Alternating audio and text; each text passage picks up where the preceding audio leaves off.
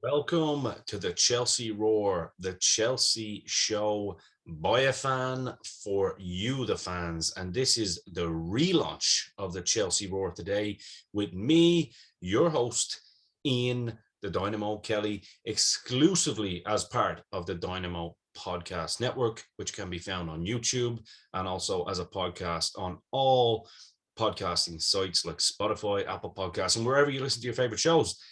Today, I've decided to bring you a show about a couple of touching points that I would like to touch on in particular.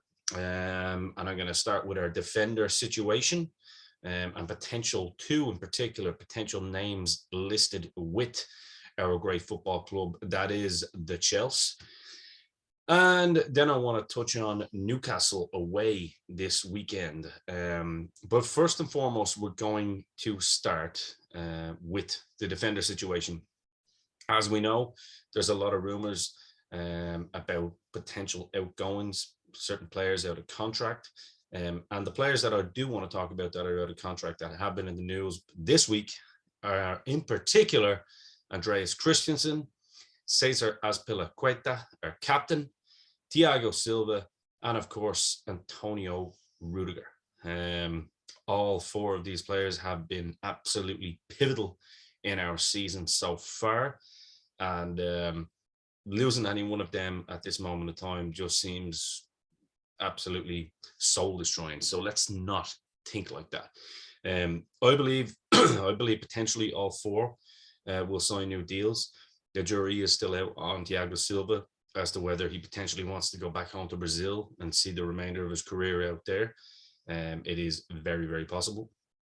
And so let's talk about potential replacements and whatnot. But first and foremost, I want to talk about Azpilicueta. It looks like that will be sorted out. He is obviously 30, so we know our policy on players 30 and over, with 1 year extensions. Andreas Christensen seems like the natural replacement and what Thomas Tuchel has been building toward for Thiago Silva. And then, of course, Antonio Rudiger, at the moment, in my opinion, is irreplaceable, even though we've got players coming in and doing the business. But we'll start with Andreas Christensen, obviously the younger of the four names that we've mentioned. I do see this getting resolved pretty quickly, even though they have turned around and said that there's been a bit of a U-turn in terms of money. That's just agents basically trying to do agent things and get more money for themselves and the client. But I do see this being resolved pretty quick. I see Azpilicueta. That's my best Spanish pronunciation. I do see Azpilicueta getting that contract, that 1 year extension. I see that happening fairly easily. And I do think we will find some sort of resolution with Antonio Rudiger. Like I said, the jury's still out on Thiago Silva. Me personally, I would love to see Thiago Silva stay for 1 more year. I don't think he's missed a beat this season anytime he's played. And he's a natural leader and just all-round great guy.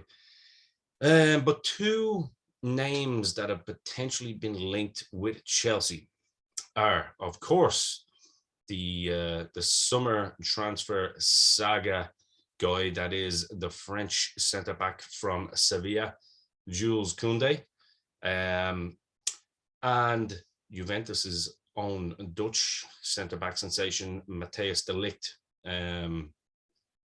I've got my own thoughts and opinions on this.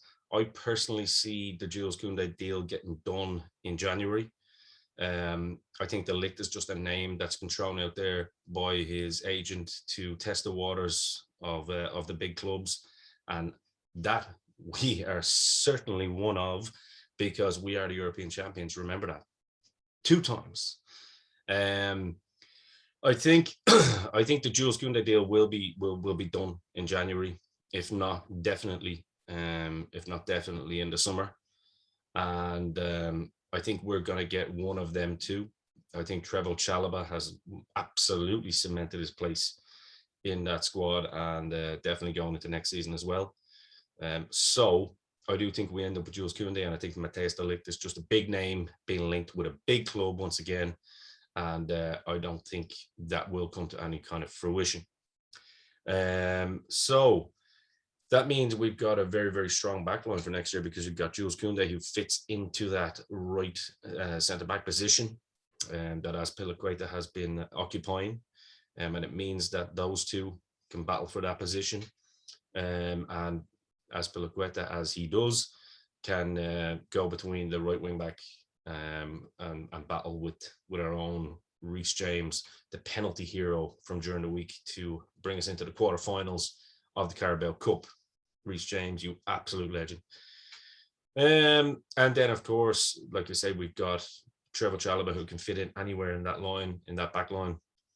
But Andreas Christensen, I would imagine, will be the number one sweeper centre back for sure.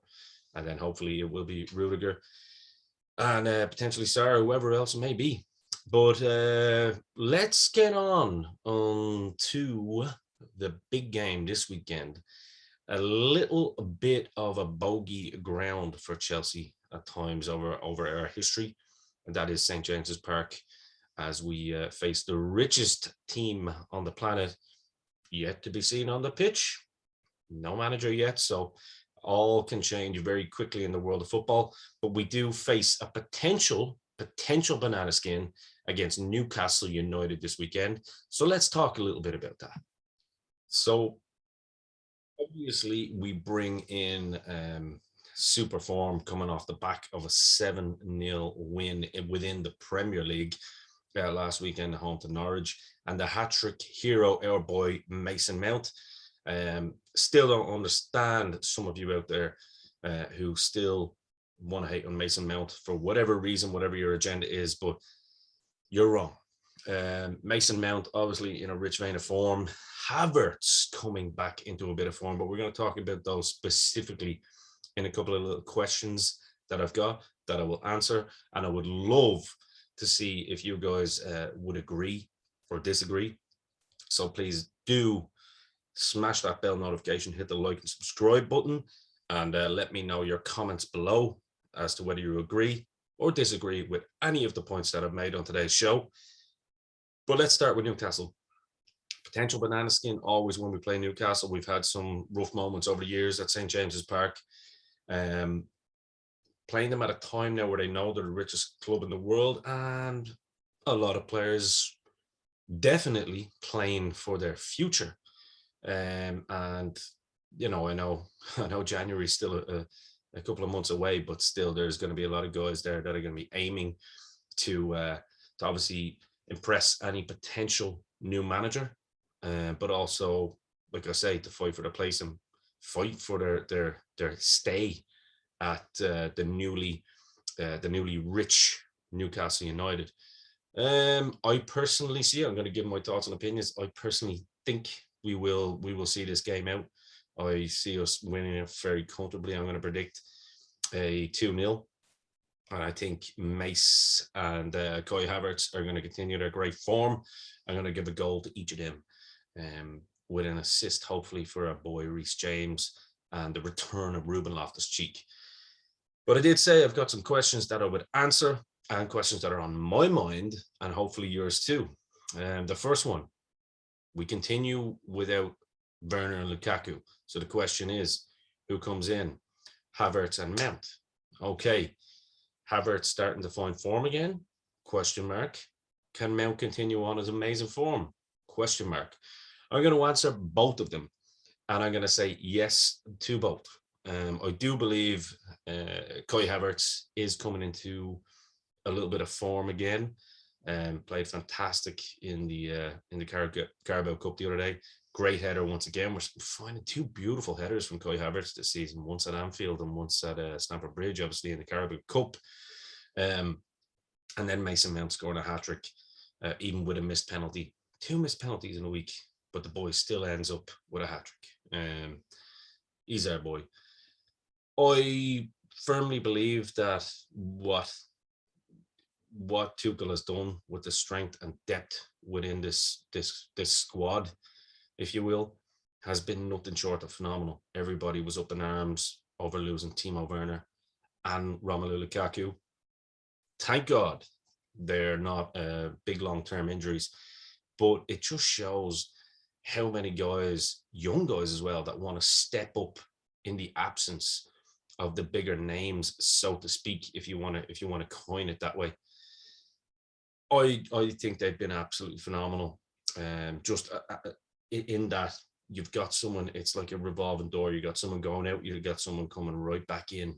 The unity within the squad, the knowledge of the systems, when somebody else comes in to take the place of somebody else, has just been absolutely phenomenal. So yeah, I firmly stand by my 2-0 prediction. Come on, the Chelsea. Another question: does Ruben Loftus-Cheek come back into the midfield? The answer to that is yes, in my opinion. I believe he was rested midweek for that very reason. And I fully expect to see Ruben come back into the midfield and continue on his amazing form. What an assist, by the way, and a run for that final Mason Mount goal to get that beautiful, beautiful hat-trick at the weekend in Norwich. So I think Ruben Loftus-Cheek has been a revelation this season. We all know how good he is, but the fact that, you know, everybody expected him to go this year, possibly, you know, a reunion with Sarri at Lazio on loan. Nobody except us Chelsea fans were giving him a chance that he could potentially get a place back, let alone be in the starting lineup and influencing games. I think we were the only ones who knew that. Media didn't. And I think at times we were worried too as to how Tuchel rated him off the back of the season that he had at Fulham and whether he could stay injury free. And I think the way Thomas Tuchel has managed his fitness and game time has just been astronomically amazing. So yes, I do believe Ruben comes back. Another question I have, which is a little bit of a fun one: is Kepa Arrizabalaga becoming a cult hero? Good Lord, he does like a penalty shootout. No, he doesn't like a penalty shootout. He loves a penalty shootout. This guy is just endeared himself to us all day long this season. I know he had a bit of a boo-boo against Southampton, but then his reaction to that to make some pivotal saves after it was just shows the mindset and the psychology behind our coaching staff, not just Tuchel at Cobham, and the wonders they've done for some of our players. And Kepa has definitely reaped the rewards. And when you see Kepa in goal these days, you're not biting your nails. You're not worried too much that he's replacing arguably the best goalkeeper in the world right now in Edouard Mendy. So long may it continue. And Kepa, just like Fernando Torres did, and unlike Alvaro Morata did, you are starting to become our cult hero, and long may it continue, my son. Finally, I wanted to basically finish off and end on Paul Scholes.